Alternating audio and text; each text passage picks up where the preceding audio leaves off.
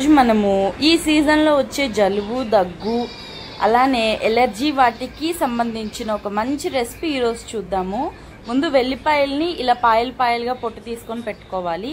తర్వాత 4 టమాటాలు ఇలా సన్నగా తరిగేసుకోవాలి. ఇప్పుడు పొట్టు తీసి పెట్టుకున్న వెల్లిపాయల్ని నీట్గా ఇలా దంచేసుకోవాలండి. మెత్తగా దంచుకోవాలి. మీకు కుదిరితే ఇలాంటి రాతిన దాంట్లో చేసుకోవచ్చు, లేదు అంటే మనము ఇది రోట్లో కూడా వేసుకొని దంపుకోవచ్చు. ఇప్పుడు నిమ్మకాయ సైజ్ అంత చింతపండు తీసుకొని ఒక గ్లాస్ వాటర్లో నానబెట్టుకున్నాము. టమాటా వేసుకున్నాం కాబట్టి కొంచెం తగ్గించుకుంటే బాగుంటుంది. ఇప్పుడు 5 ఎండుమిరపకాయలని కూడా ఇలా తుంపి పెట్టుకున్నాము. పోపు చేసుకోవటానికి చారు చేసుకోవటానికి ఒక గిన్నె పెట్టేసుకొని దాంట్లో ఒక 2 నుండి 3 టేబుల్ స్పూన్ ఆయిల్ వేసేసుకుందాం. చూసుకోవాలండి, ఆయిల్ కూడా ఎక్కువైతే అసలు బాగుండదు. ఇది జలుబు దగ్గు ఇలా మంచి ఇలా ఉన్న వాటికి మంచిగా పనిచేస్తుంది, ఔషధం లాంటిది.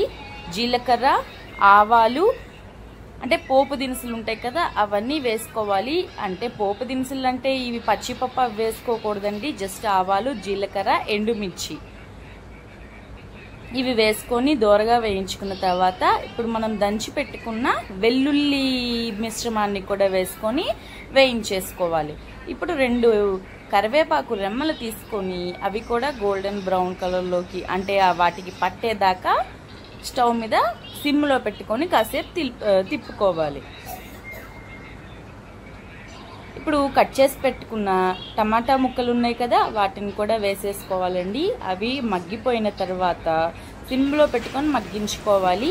మగ్గినాయి అంటే ఇలా ఆయిల్ పైకి వచ్చేసేస్తుంది. ఇప్పుడు కొంచెం పసుపు, తగినంత సాల్ట్ వేసుకొని మనము కలిపేసుకున్నాం. కిందికి మీదికి కలుపుకుంటే ఏంటంటే అన్నిటికీ ముక్కలన్నిటికీ మంచిగా ఉప్పు పట్టి చాలా బాగుంటుంది. ఇప్పుడు మనము చింతపండు నానబెట్టుకున్నాం కదా, అవి ఇలా రసం తీసేసుకొని దాంట్లో కూడా వేసేసుకున్నాం.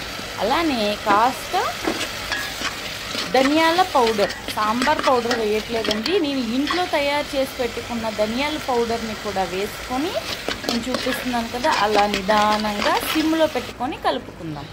ఇప్పుడు లైట్గా కారం కూడా వేసుకుంటున్నాను. నాకు కారం వేసుకుంటే బాగుంటుంది, నచ్చుతుందని వేసుకున్నా, అది మన ఆప్షన్ అంతే. నచ్చకపోతే వేసుకోక్కర్లేదు. ఇప్పుడు ఒక చిన్న టేబుల్ స్పూన్ జీలకర్ర పౌడర్ కూడా వేసుకున్నాను. ఇది కూడా హోమ్ మేడ్ అండి, నేను ఇంట్లోనే ప్రిపేర్ చేస్తున్నాను.